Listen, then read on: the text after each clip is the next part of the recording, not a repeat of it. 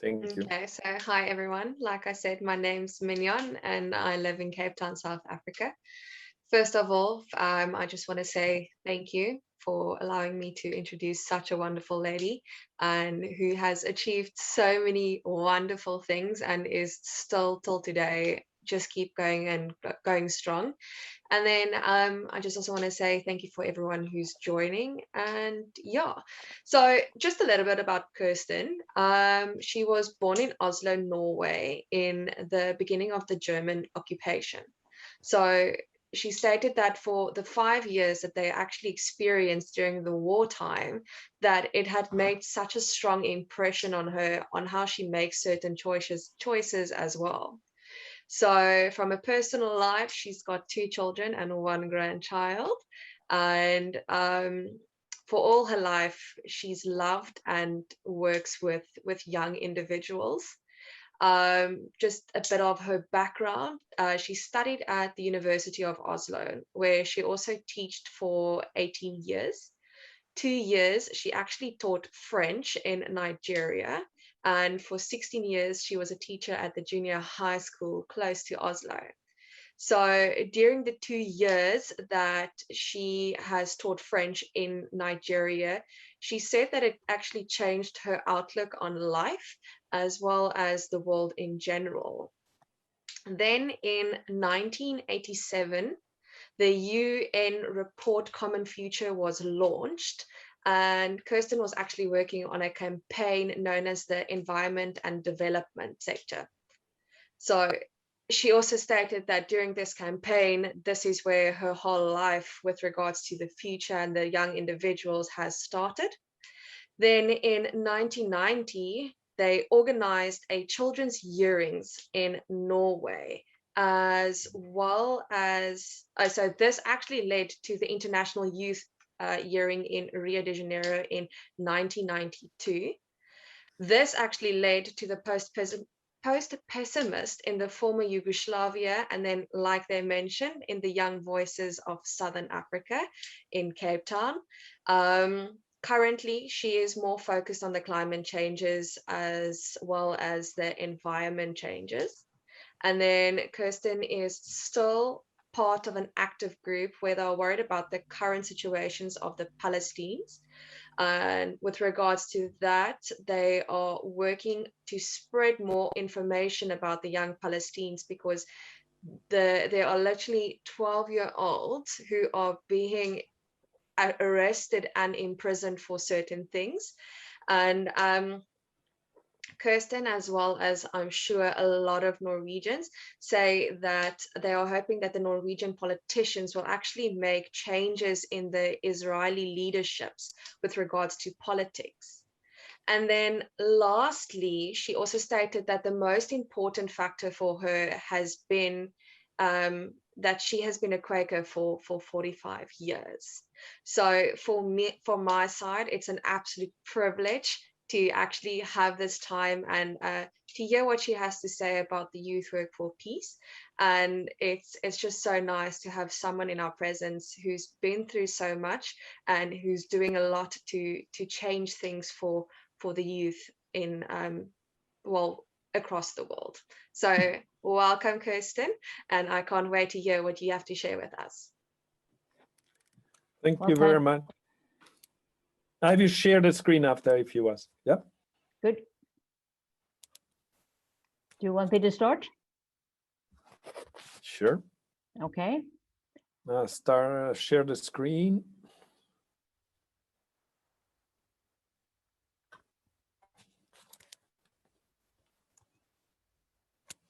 And it's, can you see my screen, right? Yes. Okay, 1 second, just starting this. Oh. That's a long time ago since you took that picture. You don't like this picture? I like it. I like it too, but it doesn't look like me today. It's a long time ago. But I was glad to see all you people because you all seem to be young. And I like to talk to young people because I am getting older In fact, as you understood, I am 80 years old. And I'd like to tell the story. I'm glad to be able to tell the story, what we have done together, Miklos and Werner and other people together. But I think it's even more important to look at what we learned from it and how we can use our experiences to do whatever we want to do from now on to make a better world. So I will talk, not too long, I hope, about what we did in those days, but I hope that we can end this session by discussing how can we use these experiences and what can we do now? Because I am at the stage where I am worried about the development of the world. I am worried about the climate changes, of course, and the nature, the fact that we are too many people on this earth, the fact that there is too much inequality, it's the poverty, there are so many problems that I want us to look at and see if there's anything that we can do together to change it. And that's why I'm especially glad to see that there are so many young people among you. I will try to speak slowly. And if I speak too fast, which I tend to, please stop me. And I would be glad for you to stop me, even if you have questions or comments a long way. So don't feel that I have to speak as a current. You can stop me anytime and ask questions or comment. So as I said, I used to be a teacher, but then as I was about 40, I was employed by a campaign called Environment and Development, because, can you see this? There was a UN report called Our Common Future, and I was part of a campaign to spread information about this. What is the connection between environment and development, and how can the world face it, and how can we work to change it? And everybody was asked to participate in this report and comment on it, also young people. So when I was asked, this campaign was, we were supposed to be organizing an international conference in Bergen in Norway in 1990, a long time ago. And to spread information about this report, the UN report. And when I was asked what I would like to do, then I said, well, Akara, you have a question? When you have this yellow hand, I think you have a question? No, I'll go on then. Okay, just go ahead. I see a yellow hand on Acara's. So I thought that you want to comment. Achara is from Thailand, so don't worry. Okay. She will join. Okay. Okay, good. So then when I was asked what I would like to do at this conference, I said, well, it would be fun to work with young people. And maybe we could organize a children's hearing. And my boss said, well, what is a children's hearing?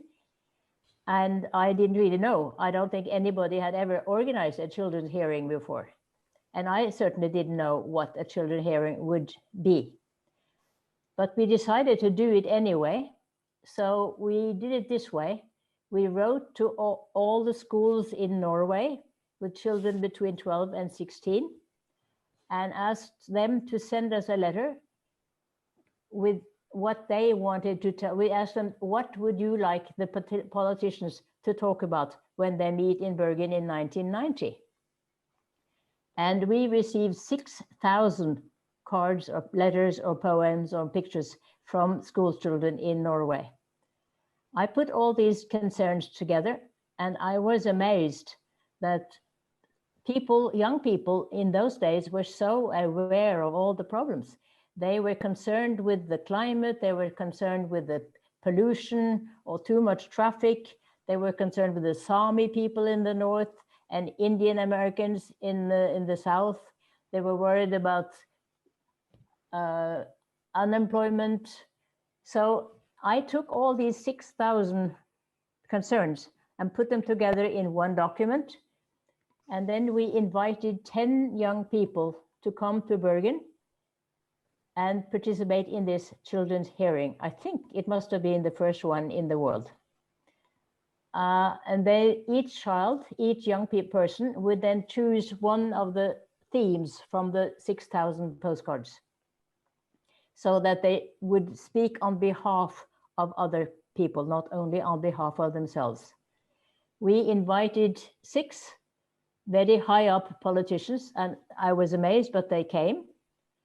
And we invited 1,500 young people and teachers and other adults to be in a big hall where they would listen to what these 10 children had to tell the politicians. And we were all amazed. It was a very, very good session. They were very direct, they were very concerned, and they were demanding. They told the politicians what they wanted to tell them. And in fact, I think the decision makers, the adults, they tried their best to answer politely and openly. So we were very happy with this first children's hearing. In the audience, there was a young man from Argentina. He didn't understand much of what the young people were talking about, but he thought this was a very good idea. So he came up to me afterwards and said, well, why don't we organize an international children hearing? And then I said, well, sure, let's do that. Again, without really understanding what it would entail. But we invited 40 countries. We invited countries all over the world to to do the same thing, to invite children in their own country to come up with their concerns and organize a local children's hearing in their own country and send us the report. And out of these 42 countries which were doing it, we invited 20 young people to come to Rio de Janeiro for the big Earth Summit, where our common future was to be discussed, to be part of an international hearing. And 21 young people came. The youngest one were from Argentina. Now, he was from Uganda. There was one from Nigeria. There were several from Latin America. There were a few from Europe.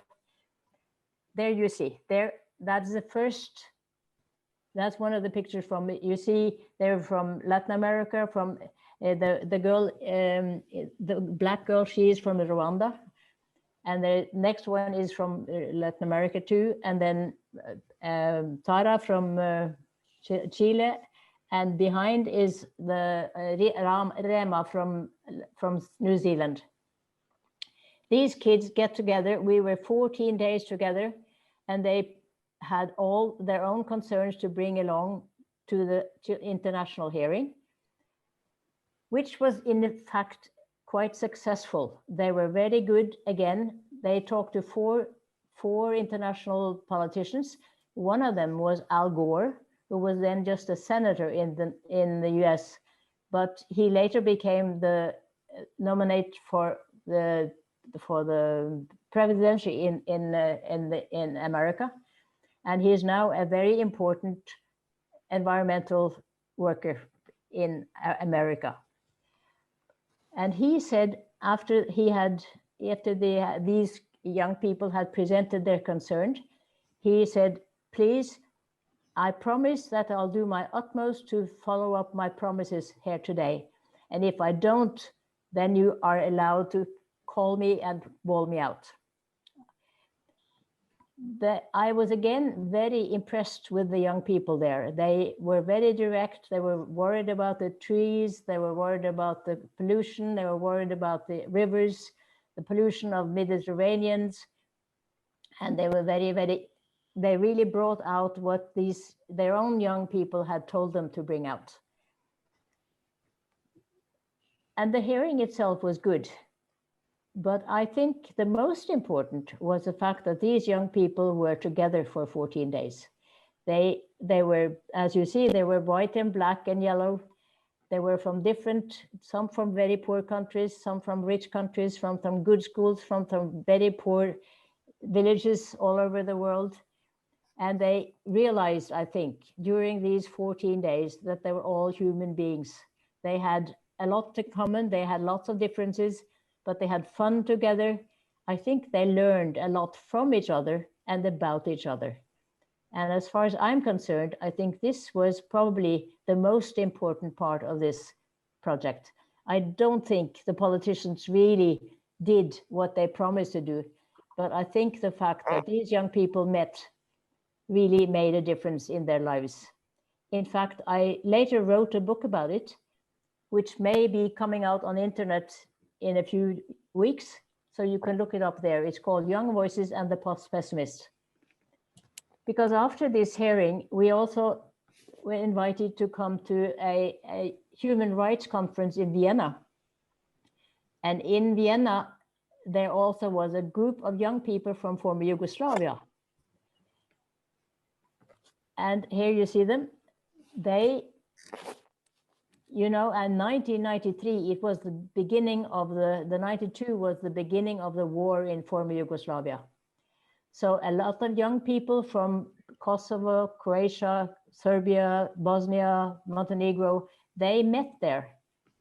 And they realized that they had a lot in common. They had a lot to quarrel about. They didn't agree on everything, but they agreed that they would like to meet again. They felt that their country, which was now at war, they needed to get to know each other and learn more about each other. So they came up to us and said, why don't you organize or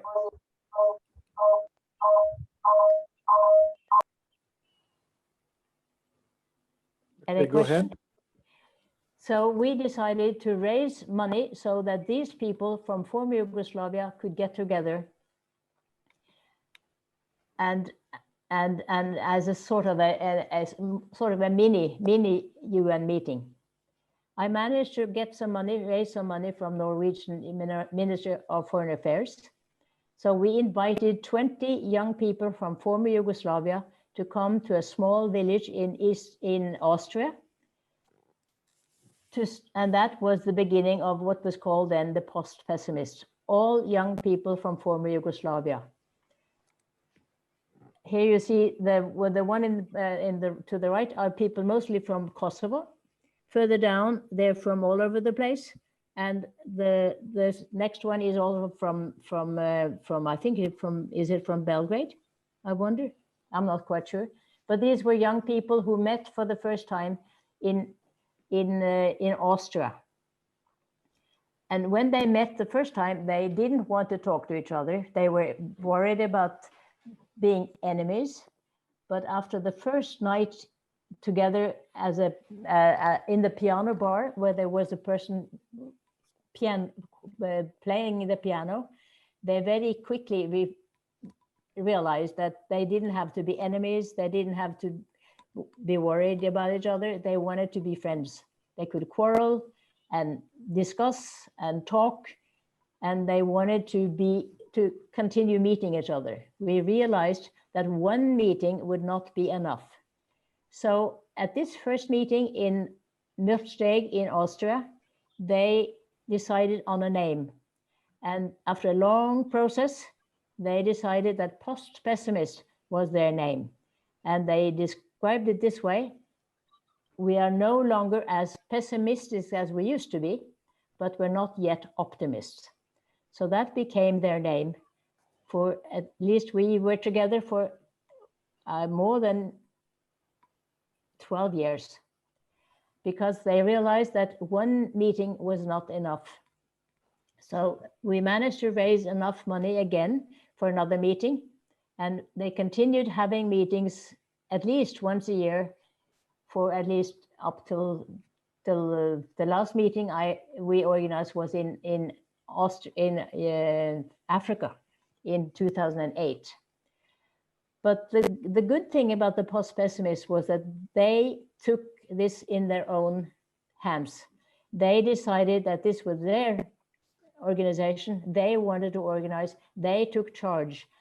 We, the adults, and I'm sure that Niklas should remember, we could organize a meeting place or find the money to do it and help them with the visas and everything else. But they took charge of the program. It became their project.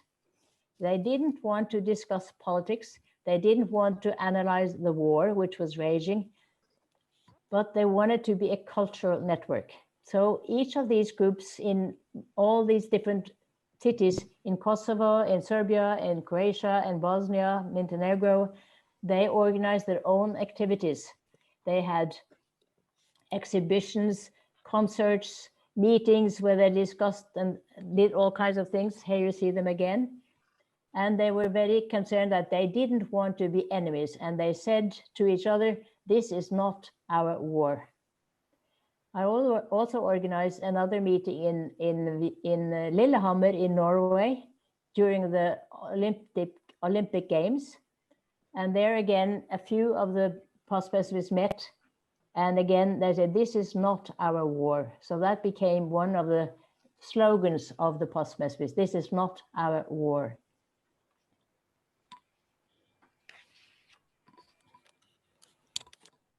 The meeting, I still remember that one, the group meeting and on the top left there. That was in Subotica. And I was allowed to sleep in Tito's old bed. That's been one of my great memories. The post-pessimists were not the most obedient, most disciplined people in the earth. They were quite doing exactly what they felt like. And at this particular meeting, I think somebody had managed to find some alcohol, so they had a rather loud meeting. And in fact, the police managed to come. So and I think we all agreed that we shouldn't do that again. But it was a very lively group.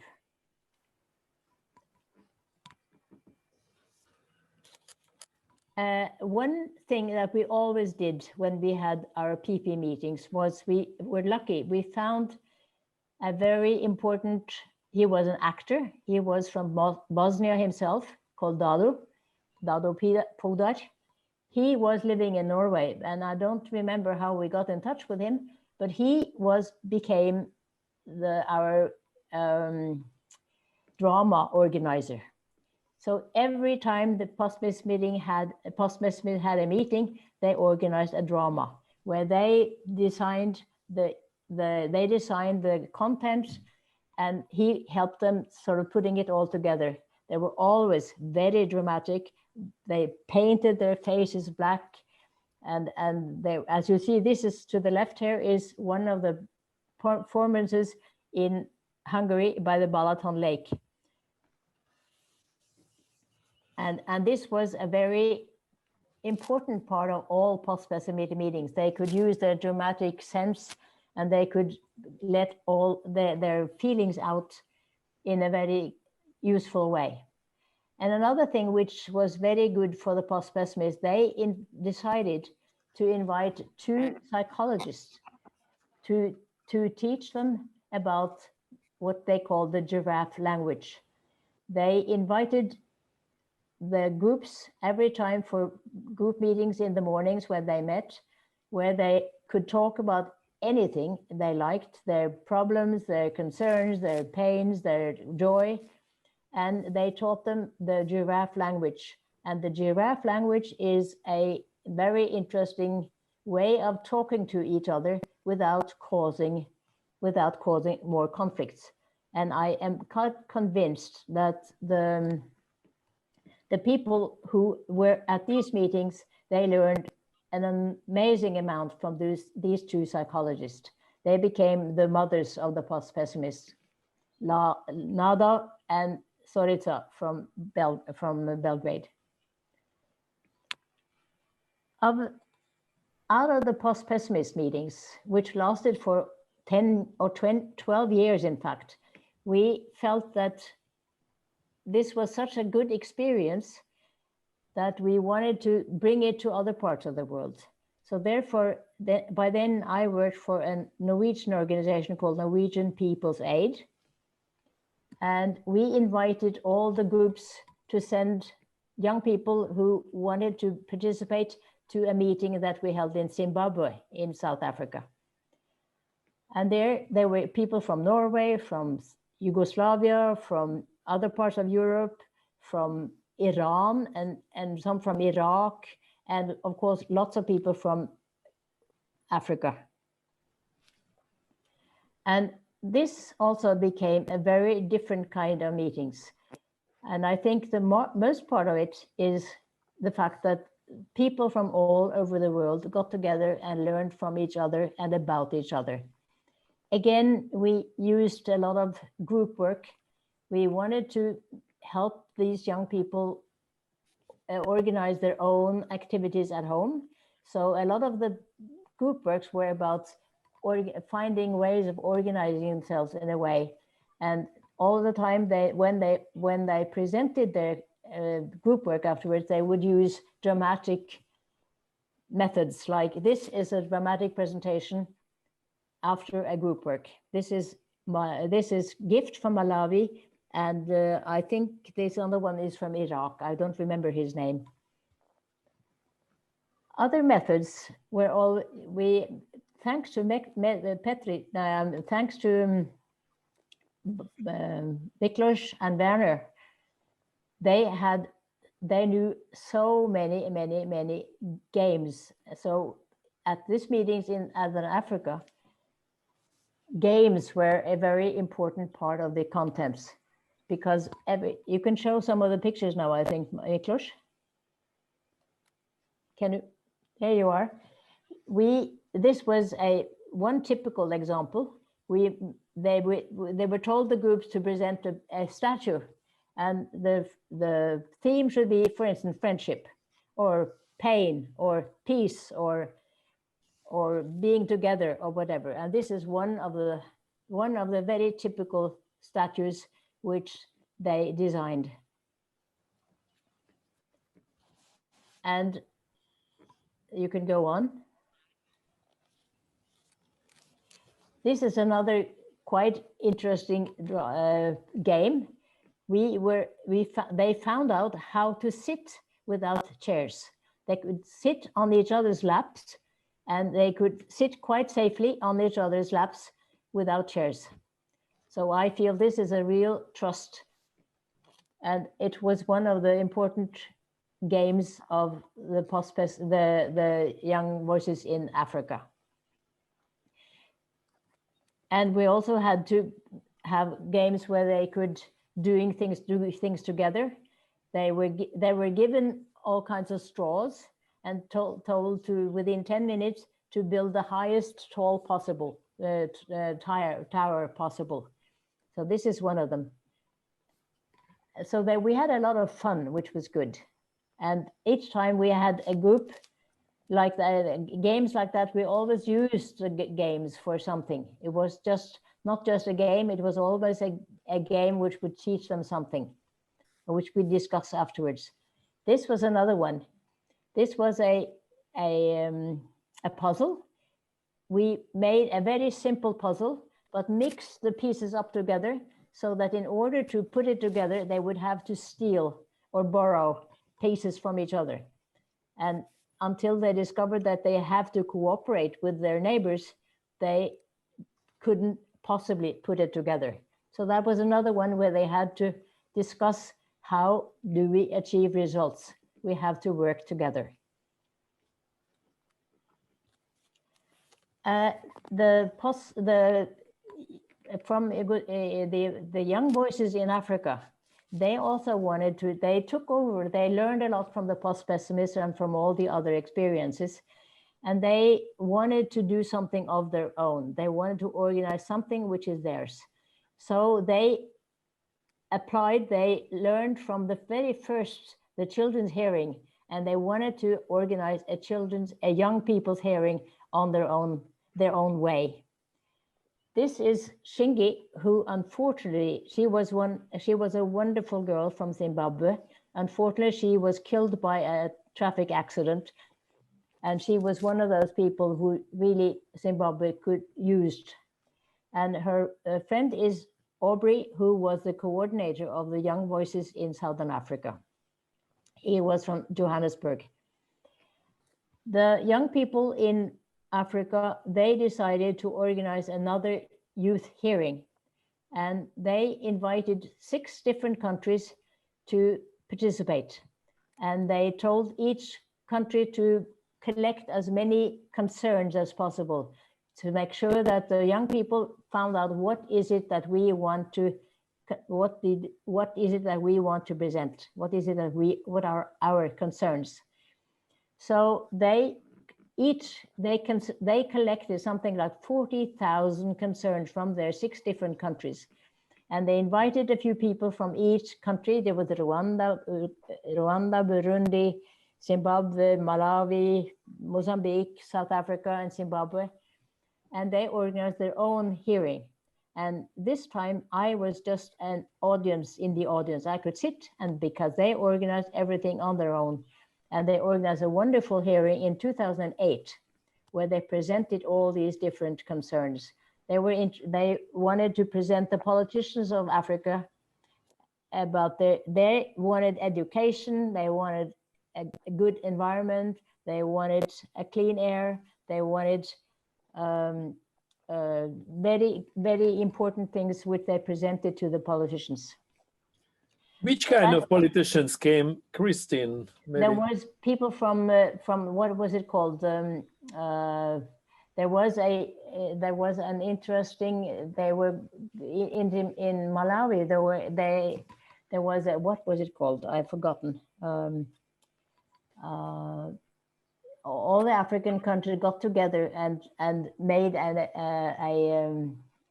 a report, and the concerns from these kids, they were the young people, politicians from this group came to the audience and they said, we want to make sure that these concerns will be part of our report from Southern Africa. And that, in fact, was the end of my work with young people. At this time, I was old. I had to retire. And since there was no one to coordinate it, to collect money, I think the movement sort of died down. But lots of these groups are still active, and they're doing important things in their own countries. Kristin, maybe before you just ending your stories, please explain the visit and the camp at the UNICEF and UN. Oh. You didn't mention, but this is what made Kristin world famous. And we had the chance, for example, in New York to meet Desmond Tutu, right? Yeah, and we met the president of UNICEF, and she disappointed the young people. Maybe you can tell this story because it was a very important thing. Okay. I had hoped we didn't have to talk about it because it was such a sad story in a way. I mean, UNICEF, which is the young people's, their children's own organization, they asked us, and Werner and Miklos was part of that. They invited us to come to New York to organize a representation for people of UNICEF in New York. And we did it, and we had some money, and we had a wonderful time together. We did all kinds of things. And as you said, we met with Desmond Tutu from South Africa. We met with the Graça Machel. And Graça Machel was also a very interesting person. She is the only one I know of who was married to presidents. She was married to Mandidi. And she was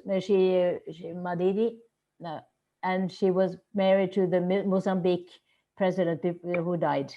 And then later on, she married Madidi.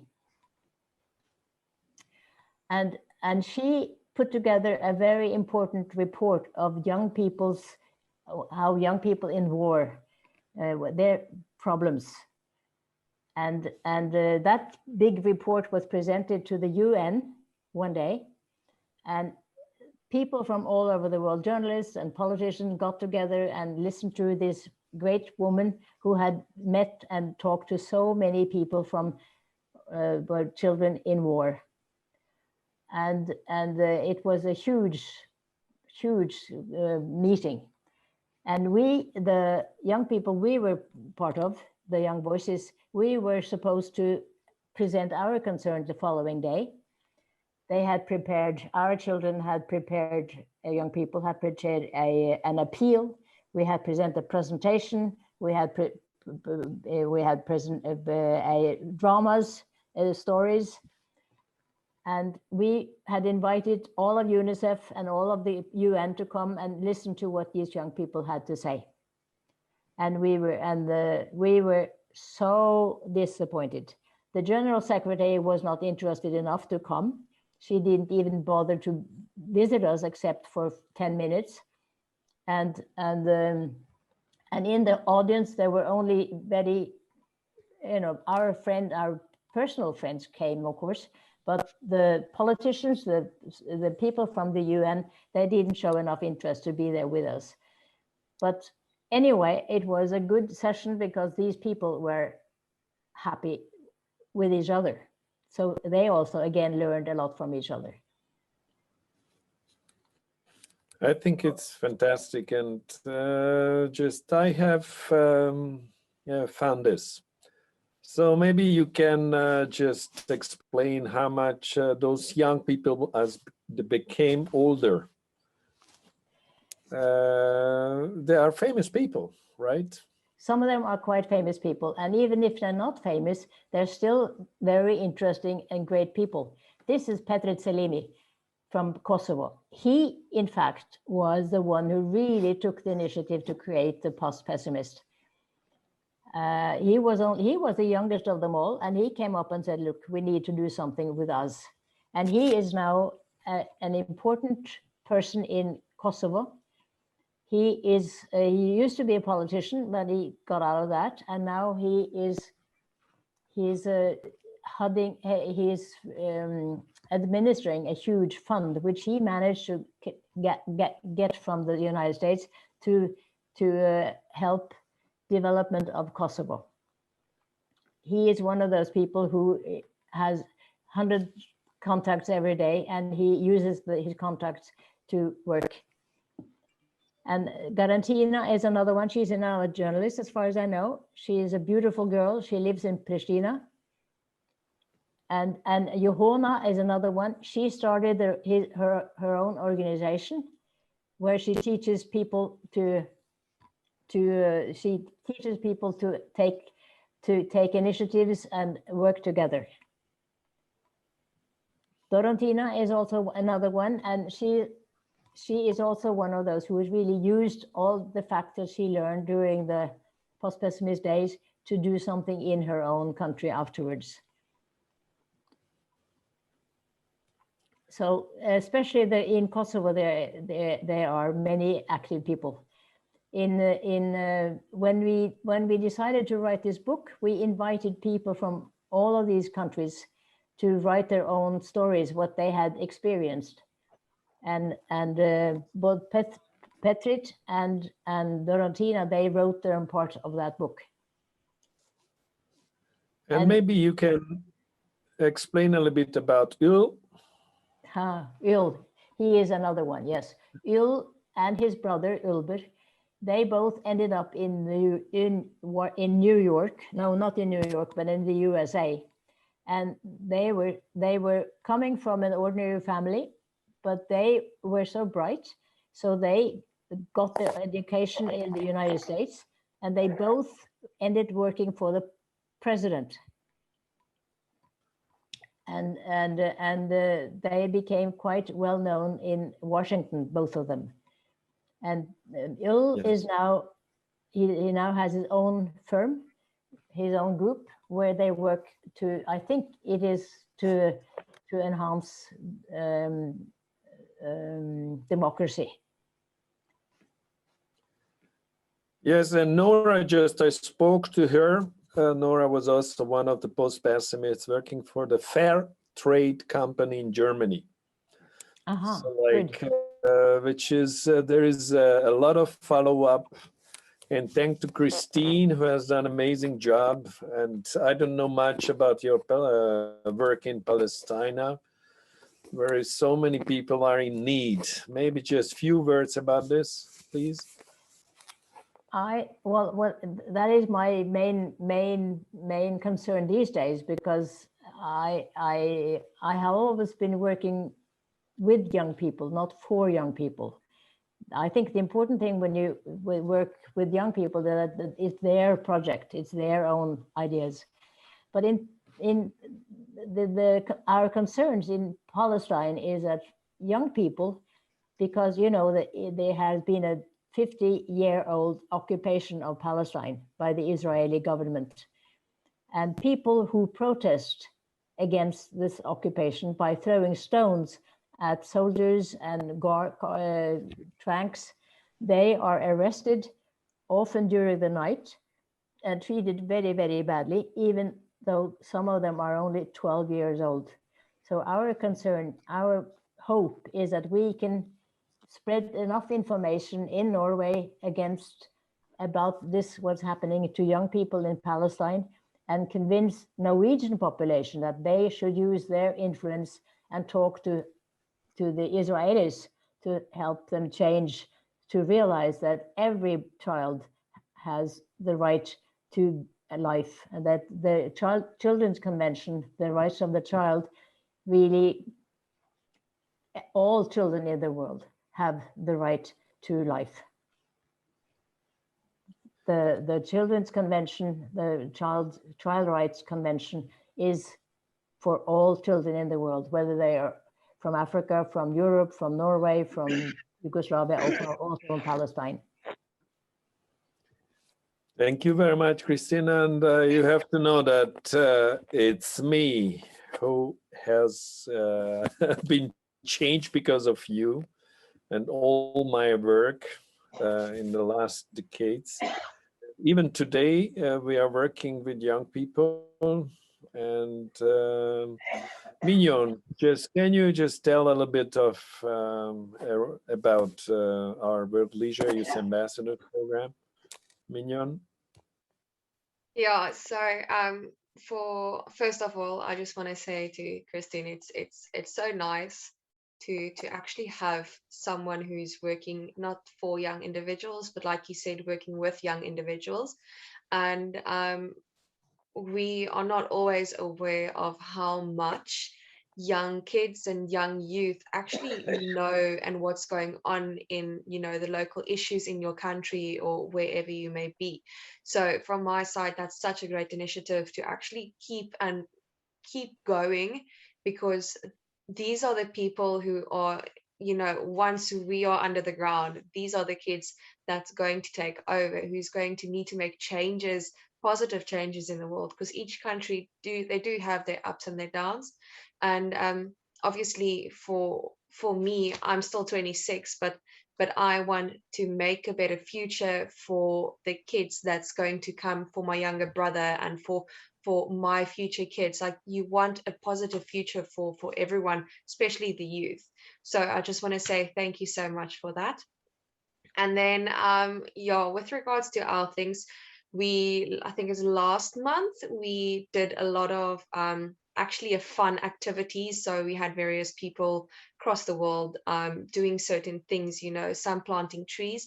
Unfortunately, I couldn't make it, but we had people who did some yoga with individuals, and we invited a lot of extra people who aren't necessarily part of the program for the young youth to see, listen, what are we doing as youth ambassadors, and what we can do to make a positive change in the future. So for example, there were people who did some hiking and showing, you know, hiking routes, and people who in spare time planted a tree, you know, obviously to get more oxygen and it's just a positive thing to see. You plant this tree, and then over the years you see this one tree and how it grows, and with a symbol of this tree growing, it's actually us as individuals, us as the youth, how we are growing and how we are making a positive change in the world. So yeah, you know, what I feel is what we really need to think about these days is how all the generations can work together. I'm so happy to see, especially this young Swedish girl, Greta Thunberg, how she managed to raise a whole world campaign just from her own stubbornness. And we have in Norway, we have a group of grandparents who want to support that kind of initiative. So they call them Grandparents for Climate Change. And I think it is possible for all of these generations to work together, and that's what gives me hope. And I think this is what we really need to do. How can we support each other? Because there are so many interesting initiatives going on. And I feel that's what gives me hope. I mean, there's so many problems, but it is also hope. And young people really is the hope.